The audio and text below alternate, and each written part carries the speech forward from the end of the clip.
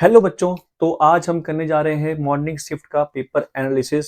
इसमें ये मत सोच के आप पेपर एनालाइज करिएगा कि सवाल जो आए हैं वैसा ही हूबहू आएगा। पेपर एनालिसिस जो हम कर रहे हैं उसमें आपको ये प्लस पॉइंट मिलेगा कि जो जो टॉपिक जिस चैप्टर में आए हैं वो टॉपिक आप अगर भूल गए हैं पढ़ना तो वो पढ़ के जाइएगा, क्या पता वो कॉन्सेप्ट रिपीट हो जाए। ये पेपर एनालिसिस का प्रॉपर तरीका होता है।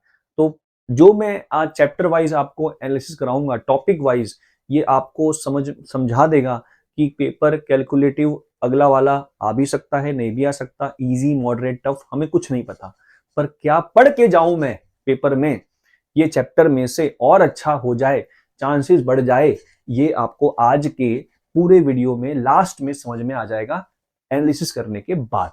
ठीक है, चलिए तो स्टार्ट करते हैं अपना एनालिसिस। जो अपना पेपर एनालिसिस है उसमें अगर हम अब यहाँ पे जो टी ए और सी जो लिखा है इसका मतलब है ट्रिग्नोमेट्री, ए का मतलब एलजेब्रा, सी मतलब कैलकुलस और जी मतलब ज्योमेट्री पार्ट। ठीक है, तो ट्रिग्नोमेट्री में एक ही सवाल आया है, बेसिक फॉर्मूला वाइज जो आपको अगर आता है तो आप कर लेते, तो ये वेरी इजी बोल सकते हैं हम। ठीक है, इजी पार्ट ट्रिग्नोमेट्री का आया था। दूसरा सवाल मैट्रिक्स का आया हुआ था, ये भी इजी कैलकुलेटिव था। कैरेक्टरिस्टिक इक्वेशन पे सवाल था।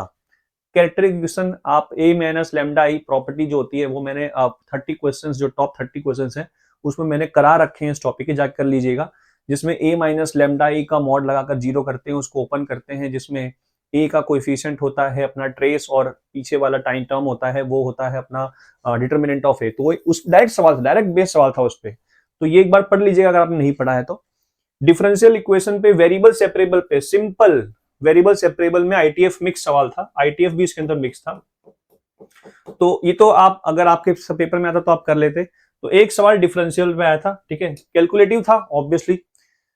डेफिनेट इंटीग्रेशन पे आया हुआ था, दो सवाल आए थे एक्चुअल में डेफिनेट पे। तो डेफिनेट मैंने कहा भी था कि वेरी इंपॉर्टेंट चैप्टर, तो पढ़ लीजिएगा अगर आपका थोड़ा बहुत रह गया। प्रॉपर्टी 1 पर सिंपल प्रॉपर्टी पे आया था, 0 से π/2 था सवाल। ठीक है, मैं नहीं करा रहा पेपर, मेमोरी बेस है, कोई गारंटी नहीं है।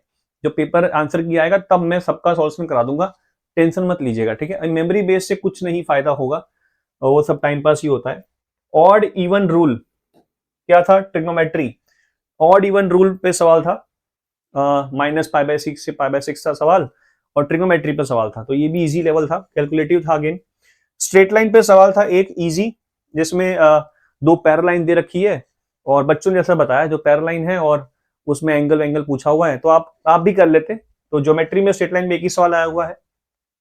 ठीक है, तो रिलेशन पे डायरेक्ट फॉर्मूला, मैंने एक शॉर्ट वीडियो बनाया था डायरेक्ट फॉर्मूला, 2 दिन पहले ही बनाया था कि 5 फॉर्मूला पढ़ा। देखो लकीली वो सवाल उस टाइप का है, reflexive plus symmetric 2n² - n/2, इसमें n एलिमेंट शायद 6-7 एलिमेंट थे, तो डायरेक्टली रिफ्लेक्सिव सिमेट्री पे फॉर्मूला बेस्ड सवाल था, इजी सवाल था रिलेशन पे। ठीक है, तो एक बार फॉर्मूले जाके देख लीजिएगा अच्छे से।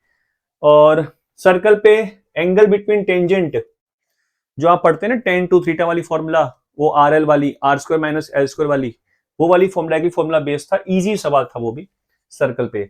सीक्वेंस सीरीज पे भी सवाल जीपी का, अगेन एपी जीपी मस्ट है, मस्ट पढ़ लीजिएगा, क्योंकि इवनिंग शिफ्ट में भी जीपी का सवाल आ रखा था। तो ये भी कैलकुलेटिव पार्ट था, थोड़ा सा इसमें A1 A3 A5 का मल्टीप्लाई दिया हुआ था, तो आप उसमें पढ़ते थे कि 3 मल्टीप्लाई का अगर नंबर हो तो हम A/R AR मान लेते हैं, तो उस टाइप का फ्रेम का सवाल था, इजी था। ठीक है, सीक्वेंस सीरीज। तो ये आपको आइडिया बता रहा हूं कि भाई अगर ये टॉपिक रह गया हो पढ़ना वढ़ना तो एक बार दोबारा पढ़ लो, कि रिपीट हो जाए तो अपना भाई 8-12 मार्क बढ़ जाएगा ना, फायदा ही अपना। कॉनिक पे जैसा कि पैराबोला पे सवाल आना ही आना था, chord in terms of mid point T = S1 वाला जो फॉर्मूला है उस पे सवाल आया हुआ है। ठीक है, उस पे सवाल आया हुआ था। और इलिप्स हाइपरबोला पे कौन फोकल वाला, ये इसका फोकस उसका फोकस है, तो वो वाले सवाल एक बार कर लीजिएगा अभी अगर टाइम बचा आपके पास तो। ठीक है, चांसेस, क्योंकि इलिप्स हाइपरबोला ज्यादा कुछ बचा नहीं, स्टैंडर्ड फॉर्म पूछेगा, स्टैंडर्ड फॉर्म या ये वाले कौन फोकल वाले। कैलकुलेटिव पार्ट था, ये भी इजी और कैलकुलेटिव दोनों, 2 सवाल आए थे कॉनिक पे। ठीक है, स्टेट्स पे very easy, mean variance formula, ungroup data मतलब x 1 5 6 मीन सम का divide by number of terms, variance की फॉर्मूला, उस पे सवाल था, तो इजी स्लॉट था ये भी। ठीक है, लिमिट पे 1⁻∞ वाला फॉर्म था एल ऑर्बिटल लगाकर, जिसमें डेरिवेटिव दे रखा था ठीक है ना, उस पॉइंट पर तो आप करते होगे ना, ये आपको पता हो कैसे करते हैं इसको, e की पावर में फंक्शन को आगे उतार देते हैं और gx-1 और ये हो जाता है 0 इंटू 0 फॉर्म हो जाता है, 0/0 फॉर्म हो जाता है ये, ठीक है। इस पे सवाल था, इजी था अगेन, और एल ऑर्बिटल रूल लगा दिया था उसके अंदर। फंक्शन आईटीएफ का मिक्स सवाल था, डोमेन ऑफ आईटीएफ पूछा था, तो एक बार आप डोमेन के सवाल जितने भी आईटीएफ के एक बार कर लेना, क्योंकि चांसेस हैं इनके आने के, ठीक है। मे बी शायद फंक्शन का भी पूछ लिया तो पीरियोडिक के ऊपर पूछ सकता है सवाल ये, या आपको ये कॉम्पोजिट वाले सवाल भी पूछ सकता है अगर टफ हुआ तो, ठीक है ना। तो फंक्शन आईटीएफ पे सवाल आए हुए हैं।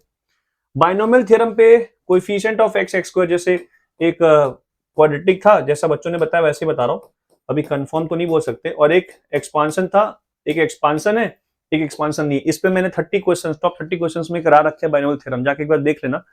मतलब है मैं कह रहा हूं कि जो मैंने 30 क्वेश्चन, मुझे ऐसा फील नहीं हो रहा कि यार मैंने करवाए 30 क्वेश्चन उसमें सवाल ही नहीं आए हैं, गारंटी आए हैं। जो तरीका मैंने जो क्वेश्चंस कराए हैं 30 टॉप 30 छाट के पीवाईक्यू के, वो एक बार लगे हाथ कर लो, मैं सच्ची बता रहा हूं आपका बेड़ा पार हो जाएगा, कुछ नहीं करना पड़ेगा आपको प्रभु एक्स्ट्रा।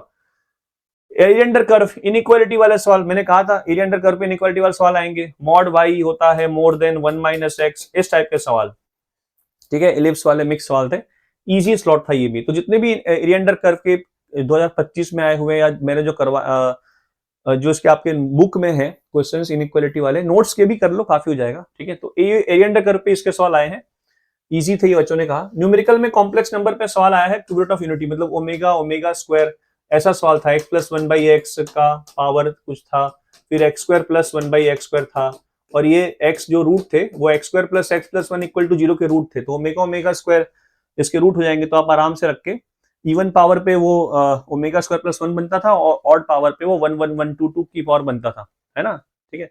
तो क्यूबिट ऑफ यूनिटी वाले सवाल एक बार कर लेना कॉम्प्लेक्स नंबर के। क्वाड्रेटिक पे सवाल इजी आया था, जैसे मॉड x² - 1 है, मॉड x - 1 है, +3 है, बताओ इसके नंबर ऑफ रूट, तो मॉड के सवाल। और एक आपको मैं पहले बता रहा हूँ, लोकेशन ऑफ रूट भी एक बार कर लेना, लोकेशन ऑफ रूट में भी आ सकता है, तो एक बार कर लेना वो, ठीक है। फंक्शन पीएनसी में नंबर ऑफ फंक्शन पूछा था, और मॉडरेट था कि भाई कितने फंक्शंस बनेंगे, जिसमें फंक्शन इंक्रीजिंग फंक्शन था और fx > x था।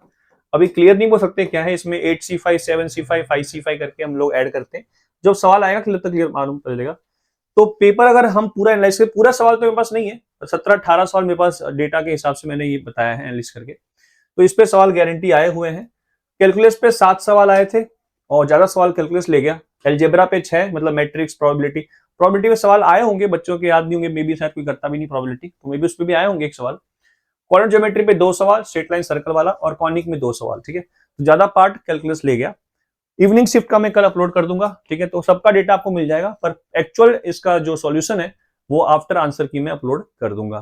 तो होप सो आपको इतना आइडिया आ गया होगा कि मुझे अपने आने वाले पेपर में कौन से टॉपिक एक बार पढ़ लेने चाहिए, जिससे मेरा चांसेस थोड़ा बढ़ जाए, ठीक है।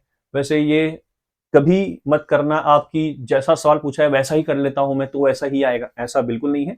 मे बी कॉन्सेप्ट, मैं मे बी कह रहा हूं हर बार, मे बी कॉन्सेप्ट रिपीट हो सकता है, क्योंकि कॉन्सेप्ट हम हर बार पैटर्न ऐसे देखते हैं कि यार ये तो 2022 में था, 23 में आ गया, मॉर्निंग शिफ्ट में था, इवनिंग में भी आ गया, तो मे बी वाला सिचुएशन में आप प्लस पॉइंट पे रहेंगे। तो एक बार ये टॉपिक मैंने बताया एनालिसिस के हिसाब से, इसको आप एक बार पढ़ के जाइएगा। एक बार कहां से पढ़ना है, सवाल लगाने हैं, नोट्स करने हैं, मैं कहूंगा नोट्स कर लेना काफी है, इतना भी हार्ड सवाल नहीं आ रहा। वो आपकी स्पीड और आपका पेपर में जो दिमाग फोकस, वो सब डिपेंड करेगा कि कैसे आप उसको कर पाते हैं। बच्चे जो अपने कोचिंग में है वो 75 क्वेश्चंस पूरे के पूरे करके आए हैं, ऐसे बच्चे भी हैं, तो घबराने वाली कोई बात नहीं, पेपर वेरी इजी, मॉडरेट।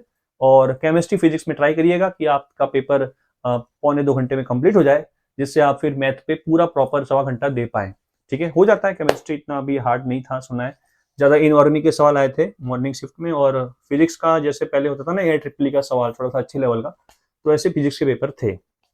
पर मैथ का मैं बता रहा हूँ, मैथ का मैं फैकल्टी हूँ, तो मैथ बता रहा हूँ, मैथ का पेपर मॉडरेट टू इजी था, ठीक है। कैलकुलेटिव मैंने हर बात लिख दिया है, तो आपको मैं कहना चाहता हूँ बेस्ट ऑफ लक, जिसका पेपर कल है, और आज शाम का हम एनालिसिस कर लेंगे, मॉर्निंग का भी साथ में कर लेंगे, तीनों का साथ में कर लेंगे कल इवनिंग में, आज का शाम का, कल का मॉर्निंग का, और कल का इवनिंग का, ठीक है। मिलते हैं अगली वीडियो में, हैव अ गुड डे।